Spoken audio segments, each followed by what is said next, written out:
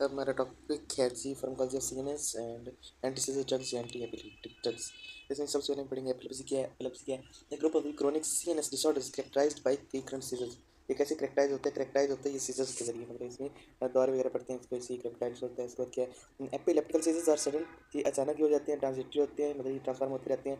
यानी कि इसमें जो सीजर है, अगर आपके एक बार में जर्किंग हो रही है तो वो दूसरे बाजू में चली जाती है, इस तरह में हो सकता है। और अनकंट्रोल अपसेट आपको ब्रेन डिसफंक्शन, ब्रेन डिसफंक्शन होती है, और अनकंट्रोल एब्जॉर्ब होते हैं, मतलब इस तरह एकदम आपको मिर्गी का दौरा वगैरह पड़ता है, ऐसे से जाते हैं कि आपसे कंट्रोल आसानी से नहीं हो सकती, या वॉलेंट्री नहीं होती है, इनवॉलेंट्री होती है। ठीक है, इसमें क्या resulting from the abnormal discharge of neural sales with associated motor sensory या बिहेवियरल चेंजेस। इसमें क्या होती है? बिहेवियरल चेंजेस वगैरह की वजह से होती मतलब इसको आइडेंटिफाई किया जा सकता है। और ये क्या होता है? जो ये होता है, हमारे जो ब्रेन के न्यूरल सेल्स हैं उनमें से इम्पल्सेस के अनकंट्रोल्ड डिस्चार्ज की वजह से या नॉर्मल डिस्चार्ज की वजह से। सो नेक्स्ट यदि characteristic event in epilepsy seizures, इसमें सीजर आते हैं दो केटिस के साथ होते हैं। Acidic high frequency discharge impulsive by the group of neuron in the brain. Brain के अंदर न्यूरॉन्स के एक ग्रुप के में से इम्पल्सिव के डिस्चार्ज की वजह से सीजर्स आते हैं या दौरे पड़ते हैं। तो इसमें क्या है? एपिलेप्सी इफेक्ट इस अच्छा एपिलेप्सी ऑलमोस्ट 0.5 से 1% पॉपुलेशन की इफेक्ट करती है, लेकिन किसी ना किसी तरह से। तो इसमें क्या है? More than 45 epilepsy have been defined. Epilepsy की तकरीबन 40 फॉर्म्स अब तक दरियाफ्त हो चुकी हैं। ठीक है, 40 फॉर्म को पता चल चुका है, 40 टाइप की एपिलेप्सी अब तक डिस्कवर हो चुकी है। क्या है? अच्छा, इसकी थेरेपी सिम्टोमेटिक होती है, मतलब सिम्टम्स की बुनियाद पर होती है। सिम्टम्स में देखा जाता है कि ये फोकल सीजर्स की सिम्टम्स हैं या ये उसकी फोकल सीजर्स की सिम्टम्स हैं, या ये दूसरे किसी टाइप के सीजर की सिम्टम्स हैं, जनरलाइज की हैं या पार्शियल सीजर की हैं, उसकी बुनियाद पर इसकी ट्रीटमेंट किया जाता है और इसका क्योर भी अवेलेबल है। अब जो सिम्टम्स हैं, सिम्टम एपिलेप्सी में आ जाती है, एंग्जाइटी होती है, आपको बहुत ज़्यादा परेशानी वगैरह होती है, स्टेयरिंग होती है, मतलब आप घूरते रहते हैं। जो एपिलेप्सी का पेशेंट है वो किसी न किसी चीज़ को घूरता रहेगा। ठीक है, उसको एक वीकनेस फील होगी, कमजोरी फील होगी। इसके बाद उसके मसल खुद ब खुद कॉन्ट्रैक्शन रिलैक्सेशन लग जाएगी, या उनकी जर्किंग होने लग जाएगी। इसके बाद हेडेक होता है, और इसके बाद क्या लॉस ऑफ कॉन्शियसनेस है। इसमें जो पेशेंट है वो अनकॉन्शियस हो सकते हैं। सीजर्स क्या है? सीजर्स क्या है? Refer to the transient alteration of the behaviour due to the disordered synchronous and rhythmic ring of population of brain neurons. जो ब्रेन के न्यूरॉन्स हैं उनमें क्या होती है? उनमें एक रिथमिक, मतलब किसी रिदम के तहत नहीं, ना ही किसी अच्छा due to the disordered behaviour alteration of behaviour, इसमें बिहेवियर की चेंजेस होती हैं आप।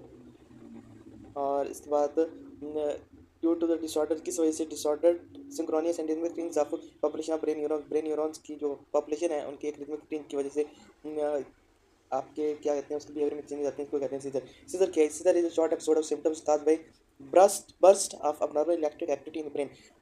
ब्रेन के अंदर एक अबनॉर्मल एक्टिविटी होती है यकदम से, उसकी वजह से क्या आता है? सीजर आता है, सीजर की एपिसोड आते हैं। ठीक है, टिपिकली क्या है कि ये टिपिकली एक जो सीजर है वो फ्यू सेकंड तक या फ्यू मिनट्स तक भी कभी कभार लॉस्ट कर सकते हैं।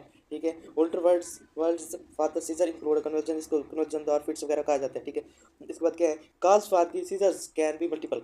सीजर की जो टाइप काजेज हैं वो बहुत सारी हो सकती हैं। फ्रॉम इन्फेक्शन की वजह से हो सकती है, न्यूरोप्लाज्म की वजह से हो सकती है, और किसी हेड इंजरी की वजह से भी हो सकती है। इन अ फ्यू सब groups it is an inherited disorder. ये एक इनहेरिटेड डिसऑर्डर है, मतलब एक विरासती डिसऑर्डर है, विरासती बीमारी भी हो सकती है।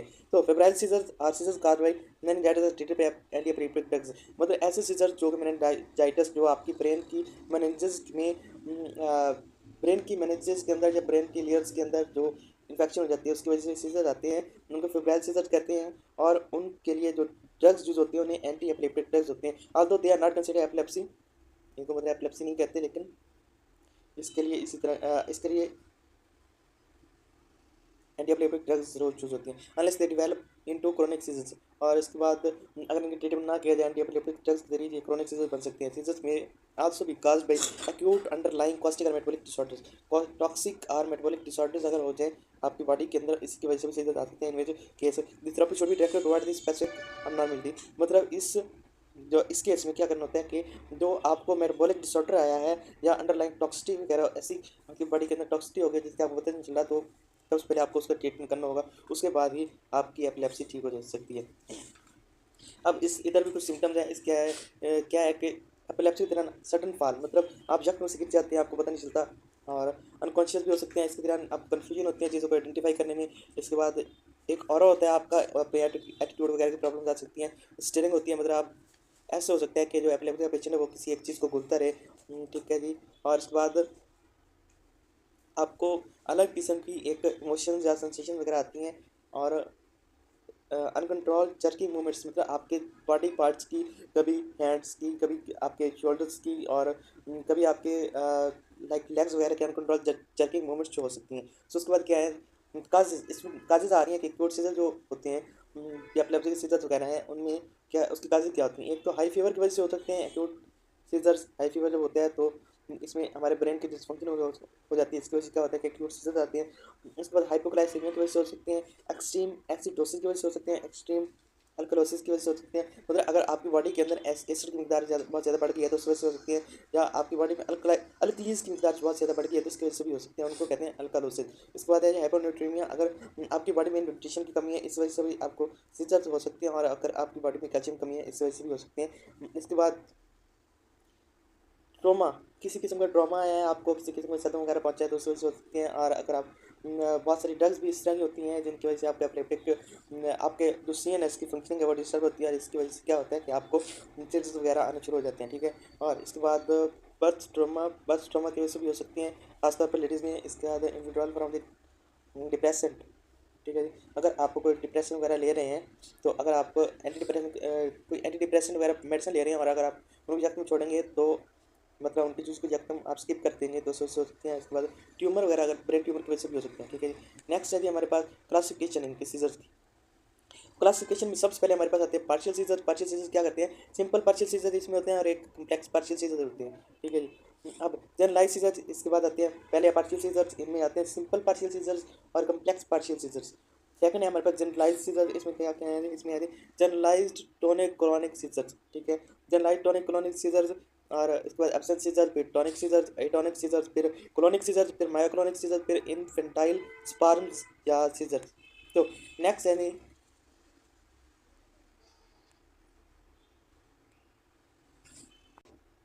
सो यहाँ पर हमारे ब्रेन का एक स्ट्रक्चर दिया गया है। इसमें क्या है, एक फ्रंटल लोब साइड का क्या है जो कि हमारे ब्रेन की, जो कि हमारे हेड की फोर साइड पे होता है, फ्रंट साइड पे होता है। इसके बाद यहाँ पर एक जो इसे दिखाया गया ये मोटर स्पीच एरिया ऑफ हुक्का इसको कहा जाता है। फिर इसके दरमियान ये जो हिस्सा है इसको टेम्पोरल लोब कहते हैं। इसके बाद क्या है कि ये इसको पेरिटल लोब कहते हैं। और इसके बाद ये है कि हॉस्पिटल लोब और जो पेरिटल लोब है इसके दरमियान एक, उसके दरमियान में एक एरिया होता है जो कि किस तरीके होता है, रीडिंग कंप्रीहेंशन एरिया जिसको कहते हैं, और ये रीडिंग कंप्रीहेंशन के लिए यूज होता है। सो इसके बाद है सिरिब्रम, आपके ब्रेन की लाइक आपके हेड की बैक साइड पर होता है नीचे करके। इसके बाद मेडुला ऑब्लिंगेटा आता है, पोन्स। और नेक्स्ट है हमारे पास cellular and synaptic mechanism of anti epileptic seizures. ठीक है जी। इनमें एंटी एपिलेप्टिक जो एपिलेप्टिक सीजर है, एपिलेप्सी को सीजर्स आते हैं, उनका एक मैकेनिज्म दिया गया है। अब इसमें मैकेनिज्म शो किया गया है और इसका स्टेप्स वगैरह शो किए गए हैं और सीजर सीक्वेंस भी शो किया गया है।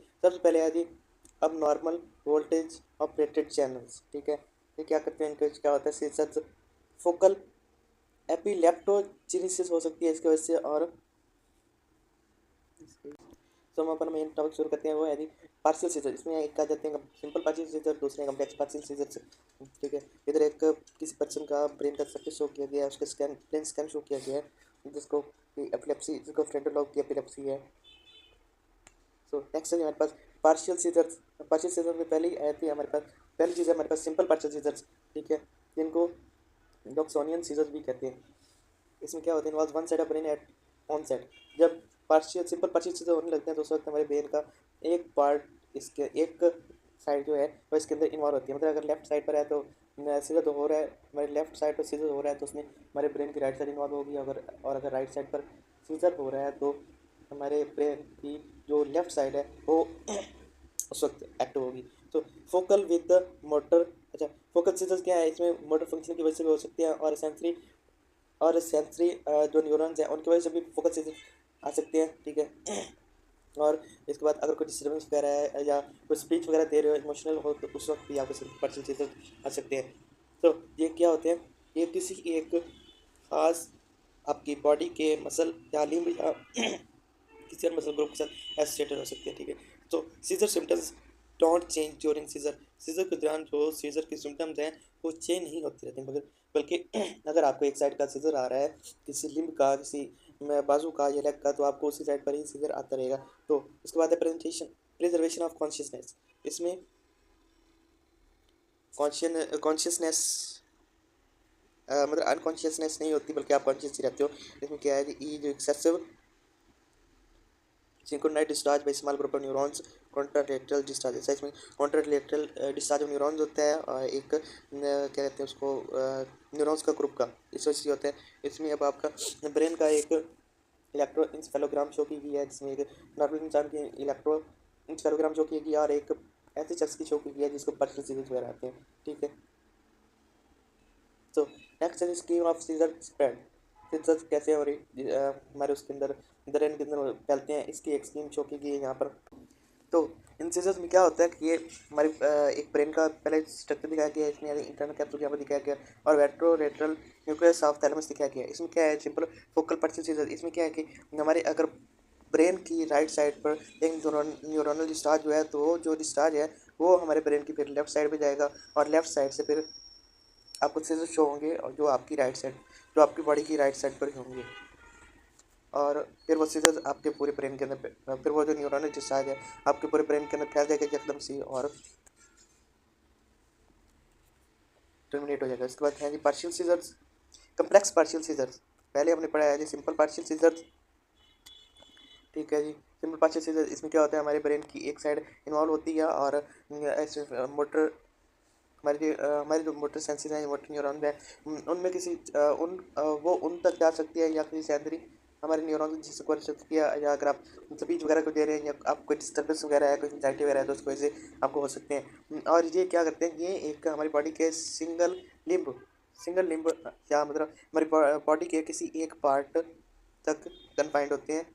और इसके बाद क्या है seizure symptoms didn't change during seizure. Seizure के दौरान जो सीजर आ रहा है आपको उसकी सिम्टम चेंज नहीं होती बल्कि एक ही बल्कि सेम ही रहती हैं। अगर आपको जो सीजर आ रहा है वो आपकी आपकी बॉडी की लेफ्ट साइड पर है तो वो फिर लेफ्ट साइड पर ही रहेगा। ठीक है, वो फर्स्ट से मतलब आपकी बॉडी की राइट साइड पर ट्रांसफ्यूज नहीं होगा। तो नेक्स्ट है हमारे पास ई सी हमने देखी थी इधर। उसके बाद अब है कम्प्लेक्स पार्शियल सीजर। इसको टेम्पोरल लोब एपिलेप्सी भी कहते हैं और साइकोमोटर सीजन भी कहते हैं। टेम्पोरल लोब एपिलेप्सी भी कहते हैं और साइकोमोटर सीजन भी कहते हैं। क्या करते हैं प्रोड्यूसेस कन्फ्यूजन। ये कन्फ्यूजन पैदा करते हैं हमारे ब्रेन के अंदर और इनअप्रोप्रिएट या एक डेज किस्म का डोजिंग किस्म का बिहेवियर डिजीनेस टाइप का बिहेवियर भी आपके अंदर पैदा हो जाते हैं। इनकी वजह से क्या करते हैं complex partial seizures temporal lobe epilepsy भी कहते हैं इसको क्योंकि हम ये हमारे ब्रेन के टेम्पोरल लोब में न्यूरॉनल डिस्चार्ज की वजह से होता है और इसमें आपको कन्फ्यूजन हो जाती है या आपको एक डिजीनेस वगैरह जैसा बिहेवियर आपको हो जाता है। Motor activity appears as a non reflex actions. ऐसे एक्शन की तरह मोटर एक्टिविटी होती है जो कि फिर नॉन रिफ्लेक्स होती है मतलब वो रिफ्लेक्सिबल नहीं होती मतलब रिवर्स नहीं हो सकती। तो ऑटोमेटिज्म ऑटोमेटिज्म क्या है? ऑटोमेटिज्म है रिपिटेटिव कोऑर्डिनेटेड मूवमेंट्स मतलब आपको जो आपकी बॉडी के किसी पार्ट की किसी लिम्ब की एक रिपीटिव इसमें पार्टनरशिप आ रहा है तो उसको कहते हैं ऑटोमेटिज्म। और इसमें रिपीटेबल न्यूरल डिस्चार्ज होता रहता है आपको ब्रेन के अंदर। इसमें क्या है wide variety of the clinical manifestation बहुत सारी क्लिनिकल मैनिफेस्टेशन हो सकती हैं इसके अंदर। Consciousness is impaired or lost. वो कॉन्शियसनेस आप में हो भी सकती है या आपकी कॉन्शियसनेस क्या कहते हैं लॉस्ट भी हो सकती है। इसमें क्या है जी कम्प्लेक्स पार्शियल सीजन आ जाते हैं जिनमें टेम्पोरल लोब एपिलेप्सी आ जाती है साइकोमोटर सीजन आ जाते हैं। जैसे ये कन्फ्यूजन पैदा करते हैं आपको ब्रेन के अंदर आपका एक डिजीनेस जैसा बिहेवियर हो जाता है और इसके बाद आपकी मोटर एक्टिविटी नॉन फ्लेक्सिबल हो जाती है और ऑटोमेटिज्म होता है मतलब आप में एक रिपीटिव न्यूरोनल डिस्चार्ज होते रहता है जिसकी वजह से सीजर आपको रिपीटिवली आते रहते हैं। और ये जो सीजर्स हैं ये आपकी बॉडी के नहीं ऐसे नहीं। अच्छा इसके बाद है जी कॉन्शियसनेस इम्पेयर रहती है या फिर बार लॉस भी हो सकती है।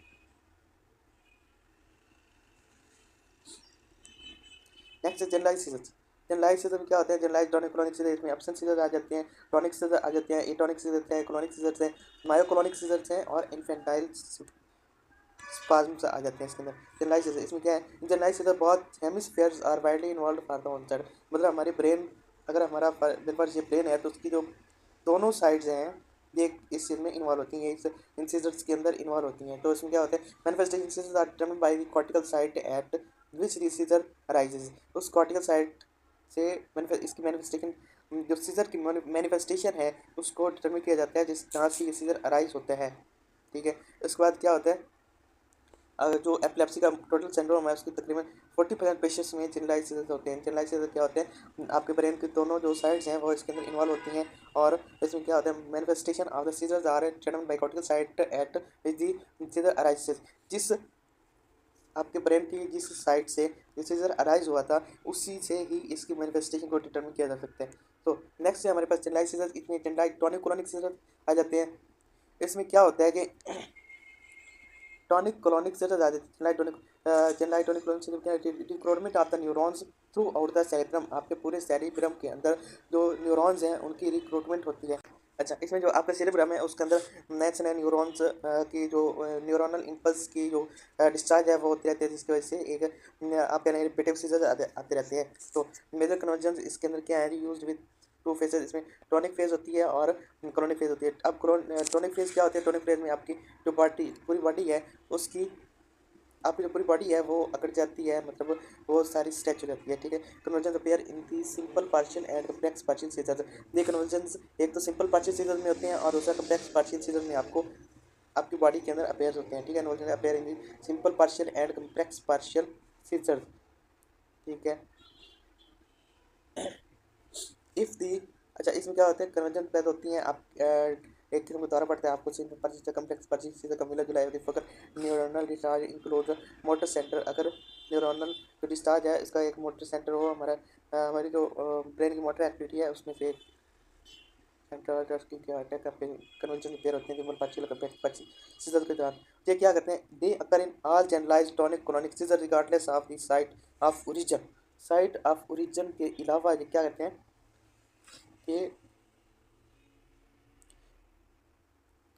generalized tonic seizures, अच्छा, include motor center, they occur in all generalized tonic seizures regardless of site of origin। अगर site of origin से regardless होकर ये क्या करते हैं कि आपकी बॉडी के अंदर अगर होते हैं। ठीक है जी, उसके बाद atonic and absent seizures are non convergent. Atonic seizure हो या एब्सेंट सीजर हो तो उनमें कन्वर्जेंस नहीं होती इस तरह की। तो convergence appear in the simple partial और कम्प्लेक्स पार्शियल सीजर के अंदर कन्वर्जेंस होते हैं। If focal neuron discharge include motor centre, focal neuron जो है इनका डिस्चार्ज क्या होता है, मोटर सेंटर्स होते हैं, और देख रहे नाल जिन टोनिक के होते हैं। और इसके बाद है जनरलाइज्ड टोनिक क्लोनिक क्या है, टोनिक फेज और clonic phase. Tonic phase clonic phase sustain power. Tonic phase में क्या होता है, सस्टेन पावर और मसल कंट्रैक्शन, आपके मसल चिकनों से कॉन्टैक्ट हो जाती है। ठीक है, और इसमें आपकी जो पूरी बॉडी है वो हार्ड हो जाती है। ठीक है, और इसकी वजह से क्या होता है, आपकी बॉडी की जो वेंटिलेशन, बॉडी की वेंटिलेशन जो है वो कम हो सकती है, आपके सांस लेने में दुश्वारी हो सकती है। क्रोनिक फेज, अच्छा, अल्टरनेटिव में कॉन्ट्रैक्शन एंड रिलैक्सेशन। कॉन्ट्रैक्शन और रिलैक्सेशन के अलावा इसमें क्या होता है, causing a reciprocating movement which could be bilaterally symmetrical और रनिंग मूवमेंट्स। ठीक है, इसमें क्या होता है कि आपकी जो बॉडी है उस बॉडी, आपकी सारी बॉडी में जर्किंग होती है, आपकी बॉडी को झटके लगते रहते हैं। ठीक है, three the jerking movements bowl and इसके बाद प्लेटर में एक्सिक्यूट। ठीक है, सो उसमें है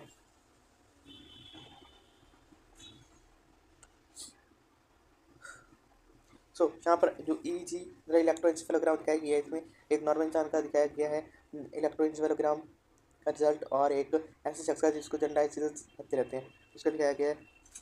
तो ई जी क्या है, रिदमिक हाई वोल्टेज डिस्चार्ज होता है with the cortical membrane neurons. Cortical neuron से हाई वोल्टेज डिस्चार्ज होता है, अंडरगोइंग सस्टेन डिपोलराइजेशन। इसकी वजह से डिपोलराइजेशन होती है बॉडी में, that with protracted strains of action potential. Action potential की प्रोट्रैक्टेड, एक प्रोट्रैक्टेड ट्रेन के साथ इसमें क्या होता है, डिपोलराइजेशन होती है। ठीक है, क्या है जी, ये टॉनिक कोर्स के अंदर होते हैं। अब इसके आप अगर क्रोनिक फेज की लैक्टोजेंस वाले ग्राम देखी जाए तो इसमें क्या होता है कि characterize the group of spikes of EEG and product neuronal polarization with crystal of action potential. बहुत सारे यहाँ पर एक डायग्राम है जो शो कर रही है कि अगर किसी हेल्थी पर्सन के जो अगर किसी हेल्थ पर्सन के इलेक्ट्रोएंसेफेलोग्राम का ई जी कराई जाए तो उसमें क्या होगा कि उसकी जो उसका जो रिजल्ट आएगा वो कुछ इस तरह का होगा। और अगर उसमें फोकल सीजर वाला कोई शख्स हो जिसको फोकल सीजर आते हैं, तो उसकी जो ईजी या इलेक्ट्रोएंसेफेलोग्राम होगी वो इस तरह की होगी। और उसमें उसका जो ब्रेन है उसकी इस जगह पर होगा कि उसकी इस जगह पर उसको फील होगा, और इस जगह पर न्यूरल डिस्चार्ज होगा। और अगर जनरल एपिलेप्सी है उसमें तो फिर आपके ब्रेन के तकरीबन टोटल हिस्से में, सारे ब्रेन में ही आपकी इलेक्ट्रॉनिक डिस्चार्ज हो सकते हैं। और उसकी जो ईईजी की रिजल्ट आएगा वो इस तरह का आएगा। उसके बाद है जी जनरलाइज सीजर। अब जनरलाइज सीजर क्या होते हैं? जनरलाइज सीजर में इसके अब हमारे पास है जी सेकंड टाइप है इसकी। पहले थे जी टॉनिक क्लोनिक सीजर। अब है जी absent seizure। absent seizure क्या है? brief and abrupt loss of consciousness, weakened steering। ठीक है जी। इसमें क्या होता है कि एक आपकी कॉन्शियसनेस चली जाती है, मतलब आप अनकॉन्शियस हो जाते हो जब इसका अटैक होता है। तो उसके बाद आपको वीकेंड स्टेयर आप या और इसके बाद वीकेंड वीकेंड स्टेयरिंग होती रहती है, मतलब आप किसी चीज़ पर फोकस करके और उसी चीज़ को कोई ना कोई जो पेशेंट है वो घूरते रहता है। Sometimes with no motor manifestation. बाज़ इस दौरान में कोई मोटर मैनिफेस्टेशन भी आपको फिजिकली देखने में नहीं मिलती, लेकिन कुछ शख्स अनकॉन्शियसनेस इसमें हो सकता है, या फिर वो ऐसे हो सकता है वो एक किस चीज़ को घूरता रहे। इसके बाद क्या है? Minor muscle twitching restricted to eyelids. अच्छा, इसमें बहुत minor restricted to eyelids and face. बहुत माइनर मस्कुलर ट्विचिंग हो सकती है, ठीक है। मसल में डिस्टेंस पैदा हो सकती है जो कि आपके बस आईलिड्स तक और फेस वगैरह तक ही होंगे, ठीक है। और इसके बाद है जी usually the short duration aspect. Usually ये जो एब्सेंट सीजर्स है इनका ड्यूरेशन होता है वो बहुत शॉर्ट होता है, तकरीबन 5 to 10 सेकेंड, बट मैं अगर dozens of times a day, मतलब मगर ये एक दिन में बहुत ज़्यादा मरतबा भी हो सकता है। तो no loss of postural control, इसमें कोई पोस्चरल कंट्रोल आपका नहीं जाता, लेकिन आप अनकॉन्शियसनेस हो सकती है आपको, और इसके अलावा स्टीलिंग हो सकती है आपसे। सो एब्सेंट सीजर इसमें क्या है? यही अवसर सीधा अब आगे कंटिन्यू हो रहा है। तो इसमें क्या है? Often begin during childhood. ये जो अवसर सीजर हैं अक्सर तौर पर चाइल्डहुड के दरमियान दौरान ही, बचपन में ही शुरू हो जाते हैं, जैसे डे ड्रीमिंग, मतलब बैठे बैठे या ख्यालों में गुम हो जाना। और इसके अलावा नो पार्टिसिपेशन, मतलब किसी चीज़ में या किसी काम में ज़्यादा तवज्जो न देनी या उसमें शामिल न होना। इसके बाद लेक ऑफ कंसंट्रेशन का किसी जगह पर एक जगह ना हो सकना, तवज्जो ना कर सकना किसी किसी काम में, इसको कहते हैं। तो उसके बाद है जी a low threshold CO2+ current has been found. इसमें क्या एक लो थ्रेशोल्ड पाया गया है Ca2+ का करंट हैज़ बिन फाउंड। इसका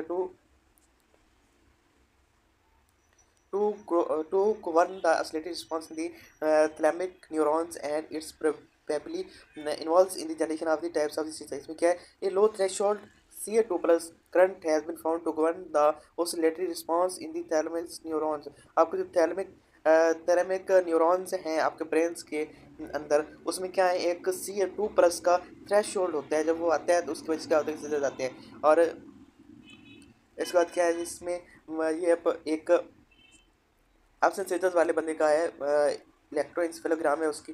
उससे अगर नॉर्मल कोई शख्स होगा तो उसकी इस तरह से होगी, और अगर किसी शख्स में इसके सीजर आते हैं तो उसमें इस तरह की इंसेफेलोग्राम होगी, ठीक है। और इसमें क्या है? पायलेटरी सिंक्रोनाइज, मतलब इनमें ब्रेन के दोनों साइड में इसका असर होता है, और हाई वोल्टेज 3/सेकंड होती है, मतलब एक back spike and wave discharge पर। अच्छे इसके बाद क्या है? इलेक्ट्रोएंसेफेलोग्राम।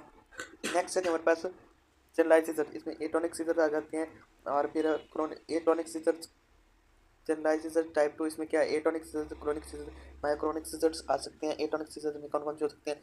लॉस ऑफ पोस्चरल टोन, आपकी पोस्चरल टोन कायम नहीं होती, मतलब जैसे कि एक फारिज पड़ने जैसी कंडीशन हो जाती है। और सैगिंग ऑफ द हेड और फॉलिंग, मतलब आपसे आपका सर कंट्रोल नहीं हो सकता। में लॉस कॉन्शियसनेस और आपकी वश भी हो सकती है इसके दौरान। इसके बाद है ये टॉनिक से ऐसे। इसमें असल में क्या होता है? इसमें आपके मसल्स की एक ऐसी रिलैक्सेशन हो जाती है एकदम से कि आप वालेकुम, जिसमें clonic constriction of contraction of our muscles, आपकी जो बॉडी मसल्स हैं क्रोनिक सीजर के अंदर ये क्या हो जाती है? कॉन्टैक्ट हो जाती है, और इसकी वजह से लॉस ऑफ कॉन्शियसनेस हो सकती है, और ऑटोनॉमिक मैनिफेस्टेशन हो सकती है आपकी बॉडी के अंदर।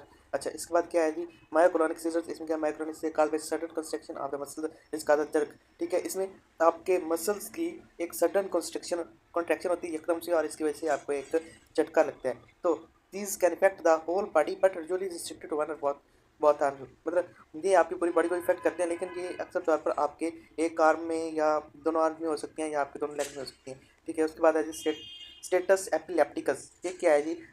हमारा जो नेक्स्ट टॉपिक है वो है जी स्टेटस एपिलेप्टिकस। इसमें क्या? स्टेटस एपिलेप्टिकस उस वक्त होता है जब आपको एक बार सीजर है और अभी आपको उससे मुकम्मल तौर पर कॉन्शियसनेस ना हुई हो, ठीक है, और आपको दोबारा से एक सीज़र आ जाए, तो उसमें आपको एक कंडीशन में चले जाते हैं जो कि तकरीबन 30 मिनट्स तक लास्ट कर सकती है, और उसको कहते हैं स्टेटस एपिलेप्टिकस, ठीक है। और ये क्या किस वजह से होता है, जब आपको सीजर्स आ रहे हो शॉर्ट पीरियड ऑफ टाइम के अंदर, मतलब हर थोड़ी देर बाद आपको सीजर आ जाए, और अगर आप एक सीजन्स के जो आपको अनकॉन्शियसनेस हुई है उससे आप अच्छी तरह कॉन्शियस ना हुए, और इसके वजह से क्या हो सकता है, आपको हाइपोक्सिया हो सकता है, और एसिडेमिया हो सकता है, हाइपरपेरेक्सिया हो सकता है, कार्डियोवास्कुलर कोलैप्स हो सकता है, और रीनल शटडाउन भी होता है, मतलब आपका पेशाब आना बंद हो जाता है। और कार्डियोवास्कुलर कोलैप्स में क्या होता है, आपके हार्ट के मसल्स कॉन्टैक्ट कर देते हैं यकदम से, और इसकी वजह से आपको हार्ट अटैक आ जाता है। तो most common generalized tonic clonic status epilepticus is life threatening, इसकी से एक जानलेवा होता है स्टेटस एपिलेप्टिकस, और उसको फौरन ही ट्रीट करना चाहिए, ठीक है जी। कार्डियोवास्कुलर तौर पर भी और रेस्पिरेटरी तौर पर भी, और मेटाबॉलिक मैनेजमेंट भी एकदम से करनी चाहिए। कार्डियोवास्कुलर मतलब अगर आपको ये स्टेटस एपिलेप्टिकस हुआ है तो आपकी एकदम से दिल की धड़कन वगैरह चेक करनी चाहिए, और आपका हार्ट रेट वगैरह चेक करनी चाहिए। सो नेक्स्ट है जी हमारे पास अब नॉर्मल इलेक्ट्रिकल इम्पल्स। अब नॉर्मल बट ये एक पिक्चर देखी है जो कि अब नॉर्मल इलेक्ट्रिकल इम्पल्स शो कर रही है, इसमें क्या है स्टेटस एपिलेप्टिकस, मतलब यहाँ पर नॉर्मल इम्पल्स हो रही हैं, जिसकी वजह से क्या है कि आपको जो पूरी बॉडी में एक न्यूरल इम्पल्स जा रही है जो आपको मसल्स की प्रोटेक्शन रिलैक्सेशन करा रही है। अच्छा, और इसमें क्या है, ये देखें आप देख रहे हैं यहाँ पर एक चीज़ है, आपको एक जगह की इलेक्ट्रिक इम्पल्स से और एकदम अभी आप उससे कॉन्शियस नहीं हुए थे, और आपको दोबारा से एक्सीडेंट आ गया, ठीक है। तो उसकी वजह से आप अनकॉन्शियसनेस हो जाएंगी, और इस कंडीशन को कहते हैं स्टेटस एपिलेप्टिकस, ये तकरीबन 30 मिनट्स तक लॉन्ग कर सकती है। सो नेक्स्ट है जी possible triggers of status epilepticus, मतलब स्टेटस एपिलेप्टिकस होने की जो पॉसिबल ट्रिगर्स हैं, या उसके क्या कहते हैं, क्या जो वजूहत होते हैं हो सकती हैं जिनकी वजह से आपको स्टेटस एपिलेप्टिकस होते हुए, तो इसमें है एक एपिलेप्सी सिंड्रोम, अगर आपका एपिलेप्सी सिंड्रोम है उसकी वजह से हो सकती है। फिर सेरेब्रल डैमेज है, आपको कोई एक्सीडेंट वगैरह हुआ है उस आपको हेड इंजरी वगैरह है उसकी वजह से हो सकती है। फिर ब्रेन ट्यूमर की वजह से आपको एपिलेप्सी हो सकती है। इसके बाद इलेक्ट्रोलाइट्स अबनॉर्मलिटी या इम्बैलेंस की वजह से हो सकते हैं, अगर आपने इलेक्ट्रोलाइट वगैरह ज़्यादा ले रही है उसकी वजह से हो सकता है। ड्रग या अल्कोहल की डोज की वजह से हो सकते हैं, और इंसेफ्लाइटिस की वजह से हो सकते हैं, ठीक है।